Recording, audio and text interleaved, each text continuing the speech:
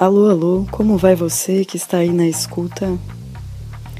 Estamos dando início a uma sequência de podcasts realizados pela Rádio Missão e nestes primeiros que vamos lançar uma especial parceria realizado com o Jornal da Filô, Discurso Sem Método, um jornal organizado de maneira independente e autônoma pelos estudantes de filosofia em abertura e conexão com todos os demais estudantes e também com a sociedade civil, não somente estudantes. O primeiro podcast que nós lançamos é uma entrevista com o professor Dr. Jorge Grespan, professor vinculado ao Departamento de História da FEFELESH e USP.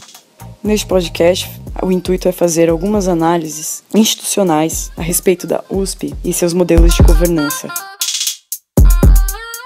Fiquem agora com a segunda parte da entrevista.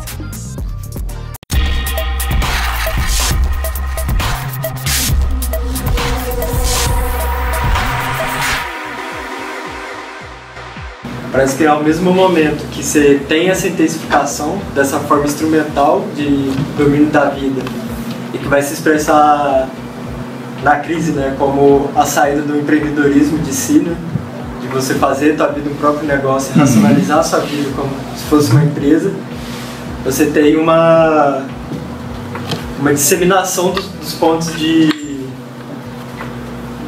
aonde a crise se torna evidente, né? Os movimentos de resistência parece que estão tendo que lidar com uma explosão de diversas pautas, né? A gente vê isso na universidade. Você tem que, ao mesmo tempo, lidar com o HU, que está sendo desmontado, ao mesmo tempo lidar com a perda da permanência, com a questão da contratação. Então você tem uma fragmentação das pautas e da resistência, ao mesmo tempo que você tem uma exacerbação do domínio do capital sobre a vida, né? Então, como pensar isso, como lidar com essa fragmentação? Ela tem um aspecto positivo ou teria que ser super? Eu quero completar a sua pergunta pedindo para você retomar essa resposta com foco no futuro historial do século XXI. Sim, que era a tua questão lá do futuro, né? Certo. Bom, realmente, você estava falando bem antes, você falou de crise para o Marx, então, o livro 4, etc. Justamente foi no meu doutorado, né? O Marx, de fato, a teoria de crise dele, ele atravessa a obra, digamos, pelo menos a obra da crítica madura do capitalismo, né, que ele faz, enfim, que começa na década de 50 do século XIX, vai até a morte dele, né? Então, ou seja, em toda a obra dele ele vai mostrando, às vezes no começo do Capital de uma maneira ainda mais geral, né? Porque as primeiras categorias com que ele lida lá, dinheiro, mercadorias, são categorias mais gerais, mas ele vai estar mostrando como que a crise está presente já ali, já nesse nível mais geral. Então sempre vai estar presente alguma, vamos dizer assim, alguma manifestação da contradição constitutiva do capitalismo. Ele mostra que o capital sempre coloca constantemente a contradição se manifesta em duas sempre possibilidades, né? Enfim, pelo menos dois grandes caminhos evolutivos, e um não é mais determinado do que o outro, né? Quer dizer, não se tem a ideia da crise crônica, né? Porque o capitalismo vive em crise, então ele vai... Não também o outro lado de que a crise é uma mera possibilidade, uma mera casualidade, e que o capital está sempre se acumulando, é um sistema muito bom, etc. Não, as duas coisas acontecem e convivem. Então, para o século XXI, foi muito interessante que a gente já começou esse século XXI em crise, numa grande crise capitalista, uma crise profunda do capitalismo. E o que acontece a crise está sendo resolvida, entre aspas, né? Ela está sendo resolvida pela velha técnica de reduzir salários, de ganhar tempo. E isso foi assim, por exemplo, agora está todo mundo indignado com o Trump. Isso foi assim desde o primeiro governo Obama. Desde o primeiro. Aliás, antes, a crise arrebenta ainda no governo do George W. E o George W. começou a política que o Obama seguiu praticamente o tempo inteiro, né, que é ganhar tempo.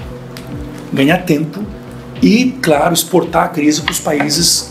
Eles têm o dólar, né? Então, eles, com manipulações financeiras e monetárias, eles exportam a crise para os outros países, né?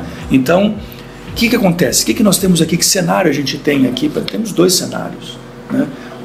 Existe a possibilidade, sempre existe a possibilidade, de que num certo momento apareçam os fenômenos mais de rearticulação mais profunda no capitalismo, tanto no nível institucional, como no nível de novos produtos, novas tecnologias, etc., novas formas de organização, que engatem aqui um período mais longo de acumulação de capital. Como aconteceu?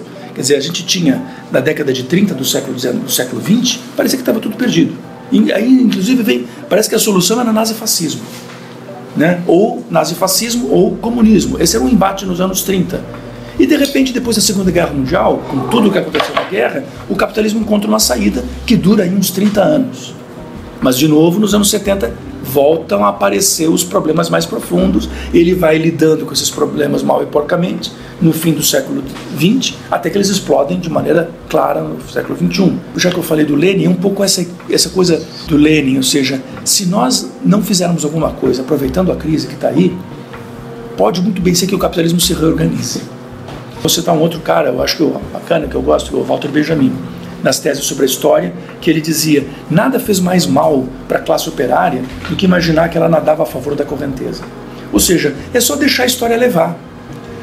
O que o Benjamin diz, não, a gente tem que tomar a história na mão. Esse é, no fundo, o sentido das teses sobre a história dele, né? Tem que tomar a história na mão. Então, o que vai acontecer? Será que o capitalismo vai se recuperar? Ou será que ele vai ficar ainda 10, 20, 30, 40 anos essa coisa crônica de não consegue, né? E cada vez mais excluindo, até que já estão havendo explosões aqui e ali, que está acontecendo no Brasil, o começo de explosões, violência policial, baixa o cacete, mata as pessoas, etc., em nome essas pessoas são criminosas. Mas isso é um reflexo do esgarçamento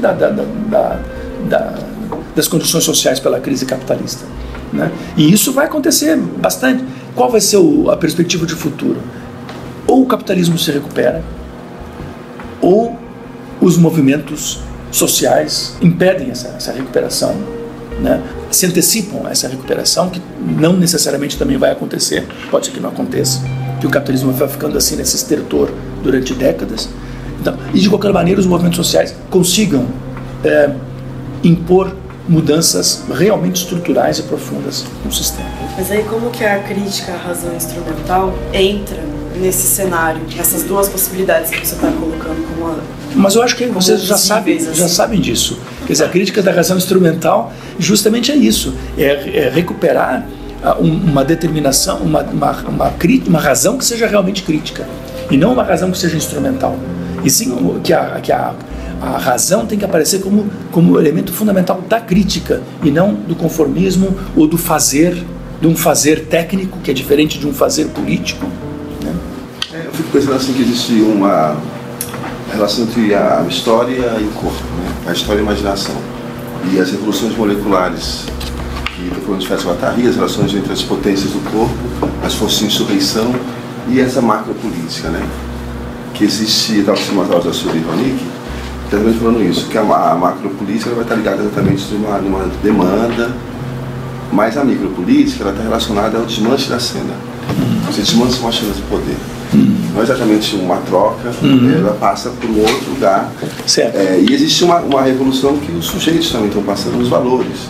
Que medida é essa história que a gente que a faculdade cultiva, esse grande movimento da história, perde exatamente isso que está passando no molecular. E aí eu quero uma questão moral, que os aqui falam, quando você acredita que isso deve permanecer como está, nós vamos continuar colaborando para isso permaneça. Há também uma espécie de violência, uma estética da violência, claro, que passa pela filosofia e passa pelo pensamento. Em que medida a universidade, esse lugar que a gente está aqui, esse lugar dessa contradição? Como que realmente a gente pode fazer nascer uma guerrilha? Porque é também esse lugar, como que a gente vai romper com um lugar que a gente tem um contrato? É uma contradição. Claro. Como que o aluno vai romper se ele quer ser incluído? É lógico.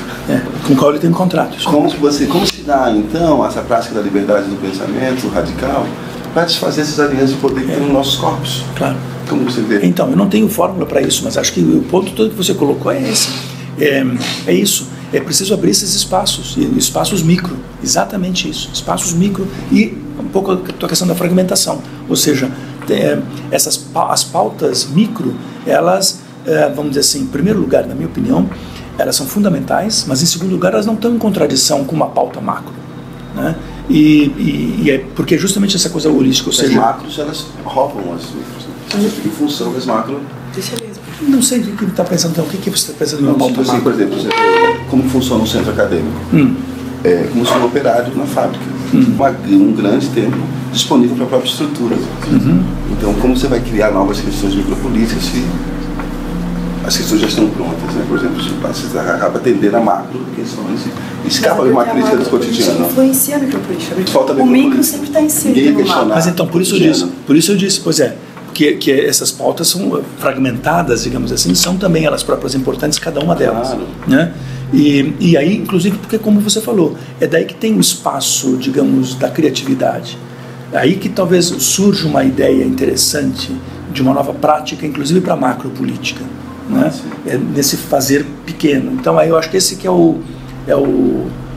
coisa importante realmente de ser colocado, né? Então, quer dizer, a fragmentação, só que o que não dá é para perder de vista o sistema como um todo.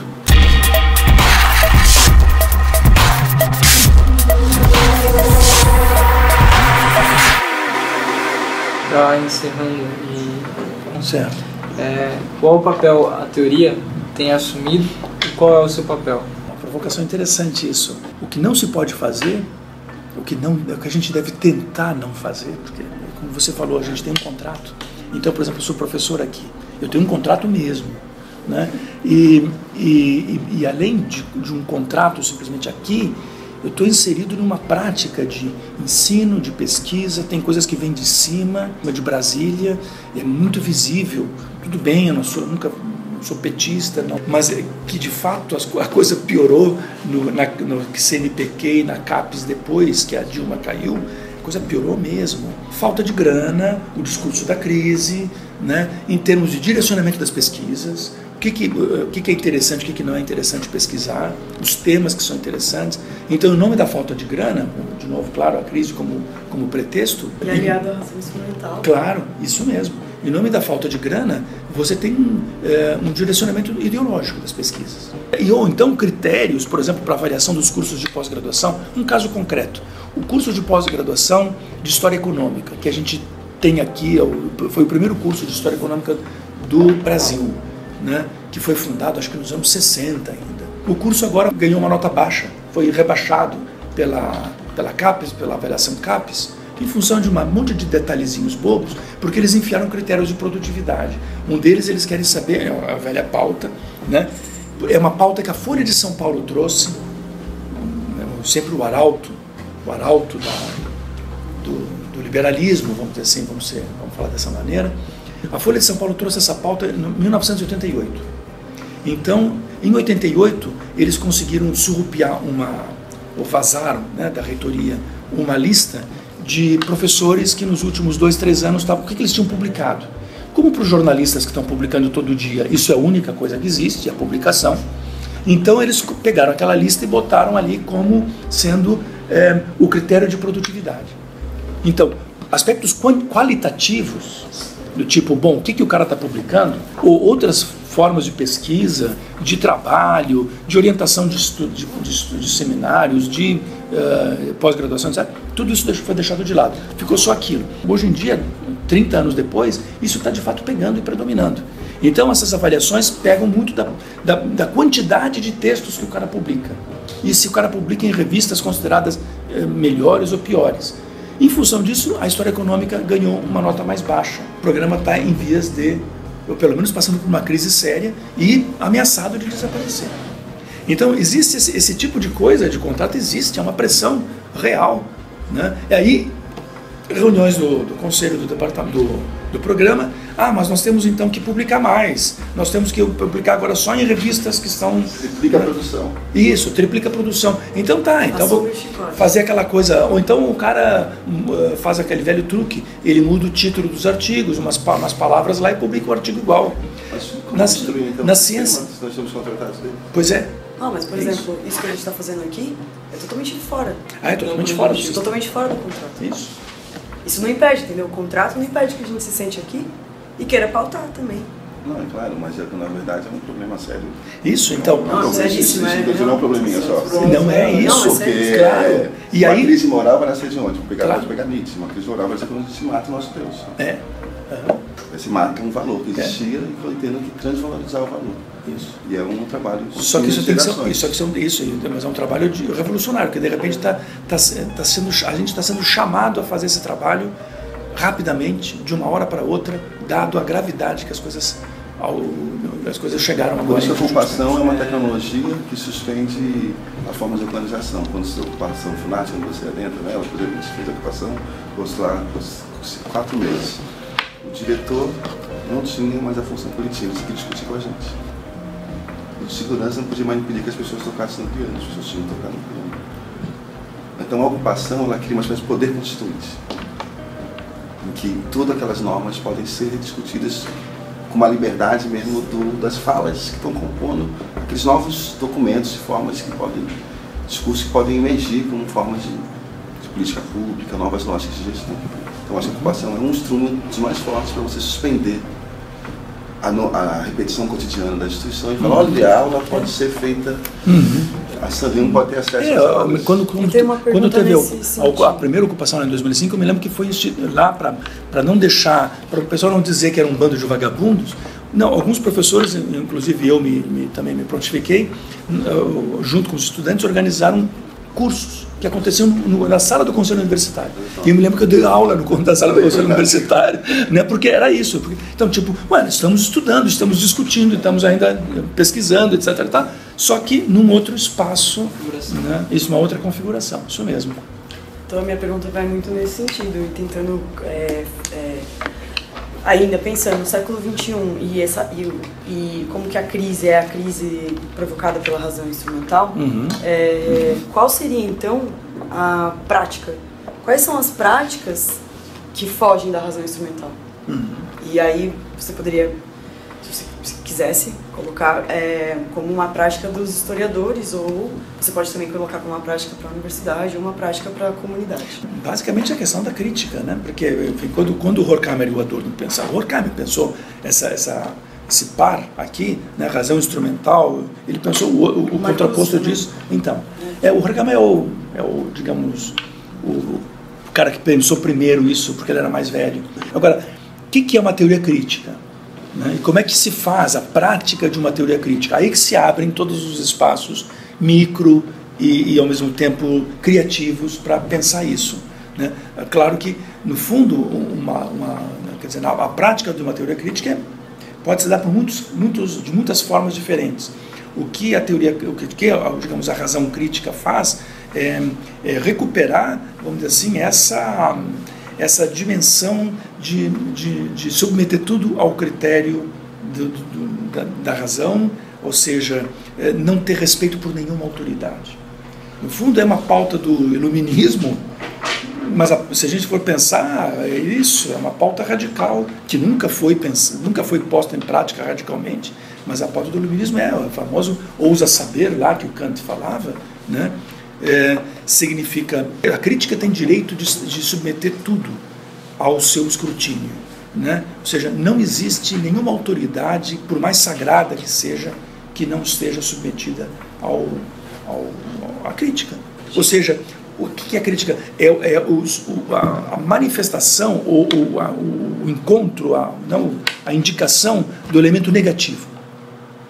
Naquele famoso pós-fácil da segunda edição do Capital, o Marx diz: a minha dialética é totalmente diferente da dialética de Hegel, porque a dialética de Hegel era uma dialética no qual o momento negativo existia, mas ele estava inserido dentro do momento positivo. Na minha dialética, ela é crítica e revolucionária, ele diz assim, porque é o contrário, existe o momento negativo e o positivo, só que o negativo é que é abrangente e inclui o positivo dentro dele. Os pessoas criticam o que você critica, eles ficam são habitados que você critica. Isso. A gente não pode também fazer exatamente uma coisa que a tua questão agora me sugeriu. Não pode também que a crítica seja uma razão instrumental. Né? Que a própria crítica seja uma crítica até certo ponto, para depois a gente construir alguma coisa no lugar que vai ser totalmente positiva de novo. Né? É isso mesmo. Né? Então, tem que ser uma coisa forte em que o momento negativo permaneça sempre preponderando. Agora eu tenho uma pergunta, você fica livre para não responder, porque eu acho que ela vai fugir um pouco. Mas é a seguinte, dentro do escopo partidário, a gente diz que tem esquerda, direita e centro, né? Se a gente volta para o momento em que esses conceitos foram criados, primeiro que o centro não existia. Não existia. E a direita não era necessariamente militar. Não, claro. E, por exemplo, um dos pontos que a gente poderia investir no século XXI, de agora em diante, é tentar mesmo reavaliar o que é esse escopo partidário. E pergunta 1, existe uma direita liberal, de fato, que não é extrema-direita, militar, neonazi fascista no Brasil? 2, por que a gente tem o conceito de centro? E essa pergunta 2 está atrelada à pergunta 3, que é: por que a gente não pode considerar a esquerda partidária como os partidos liberais, de fato? São as provocações que eu deixo aí. O que acontece? Acontece que o jogo, o baralho, aí foi todo ele embaralhado no século XX, especialmente depois da Segunda Guerra Mundial, pelo surgimento. Então, porque na década de 30, como eu disse, parecia que era assim: ou você era comunista ou você era nazista, fascista em geral, né? Mas aí surge a tal da social-democracia, que no início a social-democracia, na Alemanha, era o partido marxista. Era o partido marxista, formado lá em 1889, etc. E tal. Isso.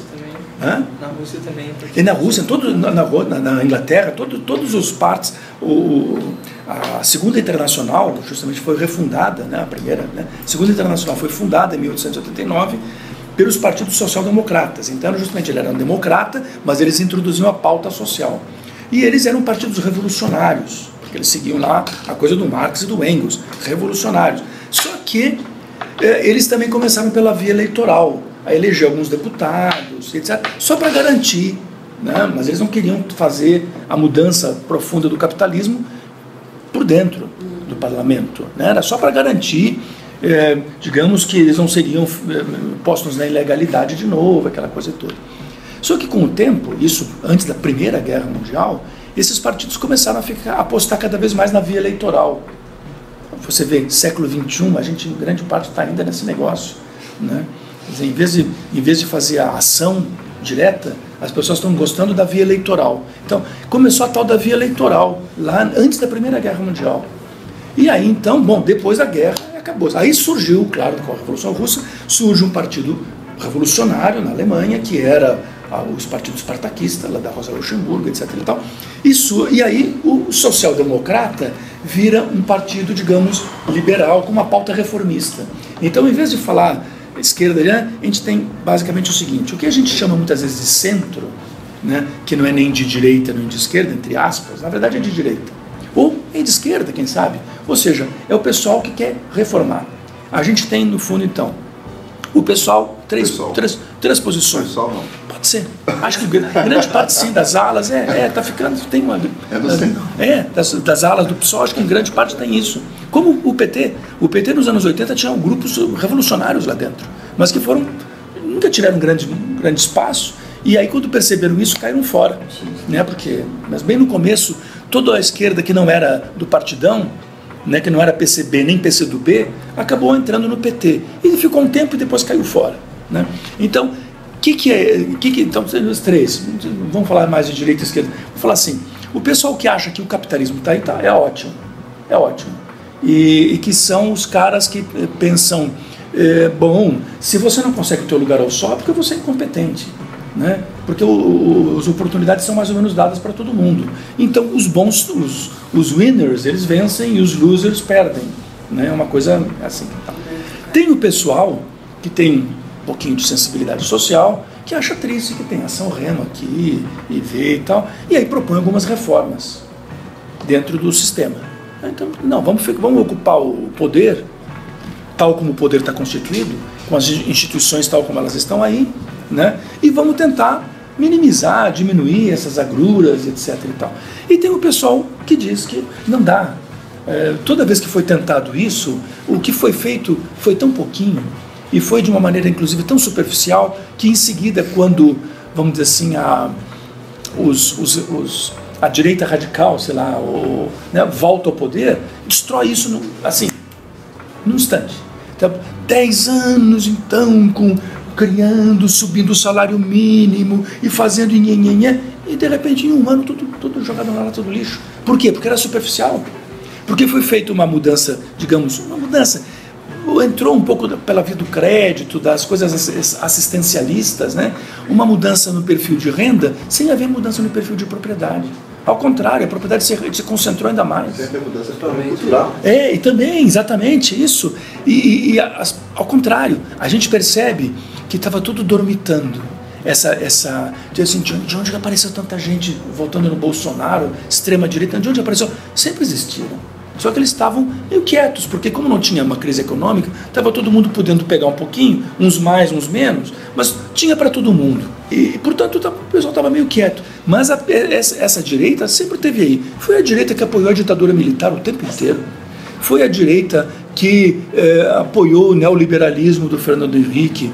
A direita que, enfim, bota um freio em algumas pessoas do governo do Lula que propuseram alguma coisa um pouco mais reformista, digamos assim, uma reforma um pouco mais real. Se ela está pensando no Lívio Dutra, que no início tinha uma proposta para a cidade, no Paul Singer, que faleceu essa semana, que estava com uma pauta da corporativista. Só que tudo isso foi marginalizado, né? O Ministério das Cidades foi rapidamente sucateado, né? E colocado aí na pauta de negociações, e as cidades se transformaram, já eram sempre, mas cada vez mais nessa mercadoria, nessa coisa mercantil e espetacularizada que a gente tem, e militarizada e tudo isso.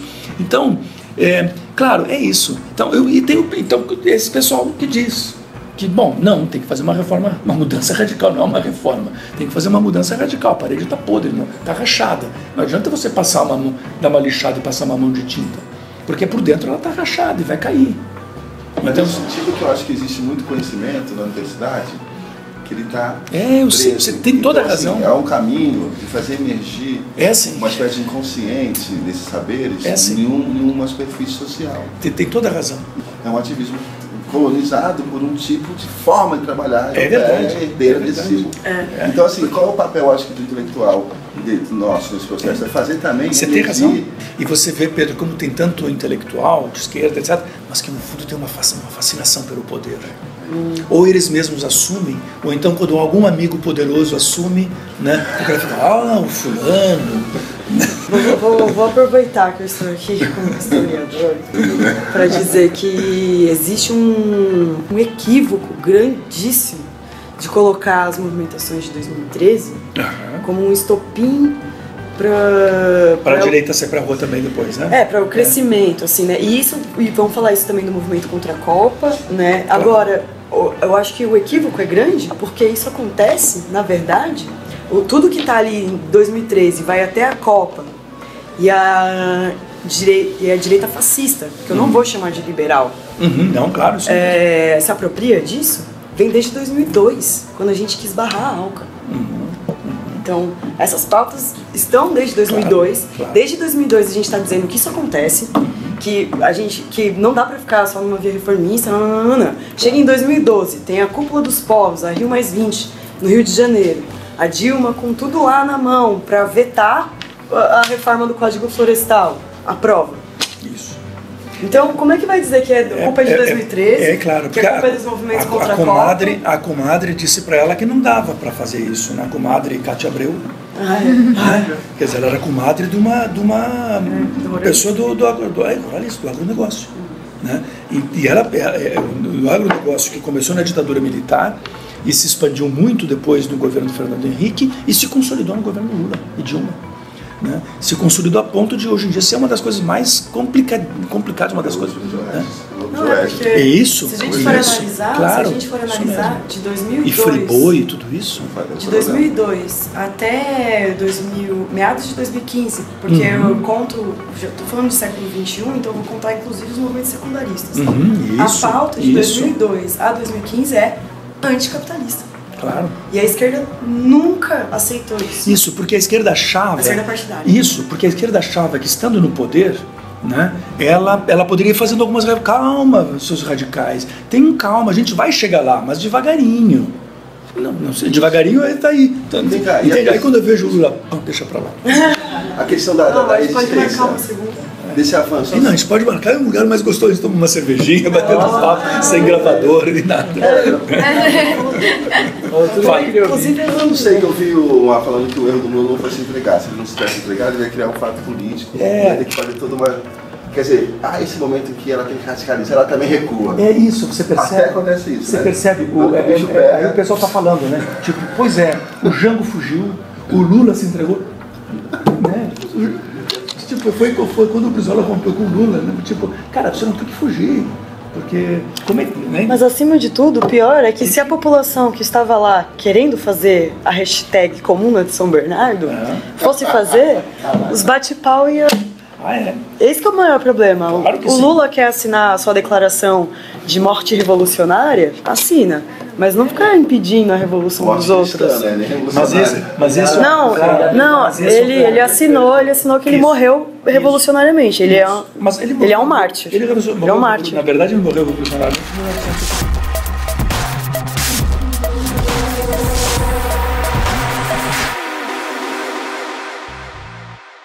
Bem, este foi o podcast com a entrevista do professor Dr. Jorge Grespan, realizado em parceria com a Rádio Emissão e Jornal da Filô. Espero que vocês tenham gostado. Deixo aqueles recados básicos para vocês incentivarem a nossa produção, interagindo de todas as maneiras possíveis, curtindo, compartilhando e se inscrevendo aí nas nossas redes. Axé.